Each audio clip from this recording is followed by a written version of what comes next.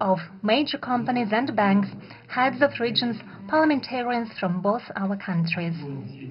In a word, all those who are really involved into practical efforts to develop the multifaceted Russian-Indian cooperation in the field of imports and exports, finances and investment.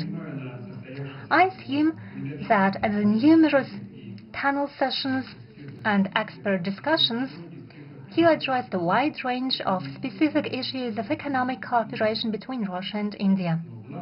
But most importantly, the forum saw the establishment of new business contacts, launch of negotiations on future commercial deals, and the start of promising mutually beneficial projects. Let me stress, most importantly, when we conceived and proposed this forum, it was initially intended to show what multifaceted opportunities our cooperation can offer, and to make it clear the Russian delegation did not only come in order to discuss energy issues and sign contracts for the supplies of oil and gas. What we want is development of our multifaceted relations with India on various fields. His Excellency Prime Minister stressed on many occasions in our private talks that India has vast and growing opportunities in many fields, but up until now they haven't been used to the extent that both parties want to see it. That is exactly the reason why we convened this forum. And speaking frankly, first and foremost, it focuses on the opportunities of the Indian economy, and we want to familiarize our economic operators with these opportunities so that both parties can satisfy the needs of each other. It is essential, since those are solid and multifaceted ties between Russian and Indian businesses that are one of the main pillars of special and privileged strategic partnership of our countries. Indeed, Russia and India are long-time trade partners. Trade volumes are growing at a sustainable pace, and over the past 3 years we saw a record increase of up to 80%. As a result, last year the Russian-Indian trade volume reached $64 billion. At the same time, it's obvious that there are vast opportunities for further increase of bilateral trade and investment. Russia and India have big consumer markets and an impressive economic, technological and resource potential. Once again, I would like to stress that under the leadership of His Excellency Modi, India is conducting an absolutely independent and sovereign policy, and at the same time achieves very good results in the economic field. Today, the Indian economy is one of the fastest growing in the world. Figures speak for themselves. Over a decade, the GDP of the country has almost doubled, and in terms of the purchasing power parity, it increased by 2.5 times. Thanks to the sound economic policy and such landmark initiatives by Prime Minister Modi as Make in India program, India is strengthening its technological sovereignty. The Indian processing and light industry, IT sector, and pharmaceuticals take leading positions in the world. In Russia, we study the Indian experience with interest, and it is used in implementation of our national programs of import substitution and localization of products with high value added. The leadership of 2 countries, and Prime Minister Modi and I in person, pay particular attention to deepening multifaceted economic ties between Russia and India.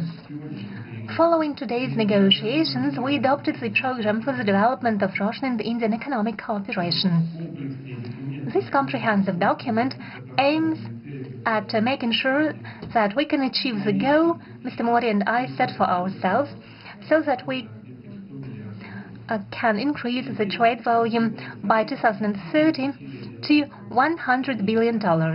It requires most active efforts of business communities from both countries, aimed at further expanding and diversification of trade volumes and building balanced structure of reciprocal trade. Given the significant trade deficit of Russia, the Russian business, our companies, are ready to manifold increase the purchase from India of a widest range of goods and services. We are interested in it, dear friends, because it makes our economy more resilient.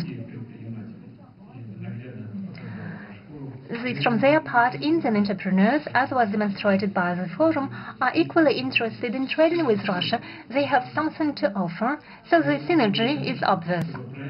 So it would only be logical that projects contributing to greater supplies of Indian products to Russia receive priority attention in implementation of the new export support program recently adopted by the government of Mr. Modi.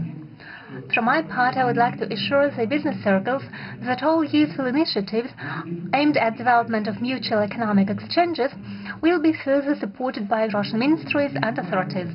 No doubt, the key role in creating conditions for a truly free trade between our countries is played by the Intergovernmental Commission. It is important that together in close cooperation we eliminate the Romanian customs and administrative barriers which stay in the way of reciprocal movement of goods, services and capitals. In this regard, a strong impetus, as it seems, could be given by rapid signature of a preferential trade agreement between India and the Eurasian Economic Union. Free trade is unthinkable without a resilient system of bilateral settlements and reliable payment and insurance mechanisms. Tangible advantages are offered by the use of national currencies. It makes it possible to ensure uninterrupted financial transactions regardless of external developments. And obviously, accessibility of transport and logistics communications plays a crucial role. A lot is already being done in this regard. Implementation of the project to create the corridor south-north from Russia and Belarus to the Indian Ocean is ongoing, and infrastructure modernization of the Northern Sea route is being modernized in order to use it for the supplies of Indian goods to the world markets. Obviously, the cooperation of our two countries should not be limited to trade alone. We should move on and enhance our industrial cooperation. Together we should create new cutting-edge products and strengthen technological alliances. First and foremost in such advanced and knowledge-intensive sectors as digitalization, autonomous robotics, pharmaceuticals, including synthesis of efficient pharmaceuticals and production of high-tech medicine equipment. We are ready for broad cooperation with India in the field of artificial intelligence, where our countries have already advanced a lot. Russia is interested in participating in the artificial intelligence scheduled to take place in India in February 2026. We will send a representative delegation. In conclusion, I would like to stress once again further strengthening of Russian-Indian trade and investment ties and close cooperation between business communities effectively contributes to economic growth and development and greater well-being of our citizens, and therefore it meets the fundamental interests of our countries and peoples. I would like to wish to the participants and organizers of the forum all the best. Thank you for your attention.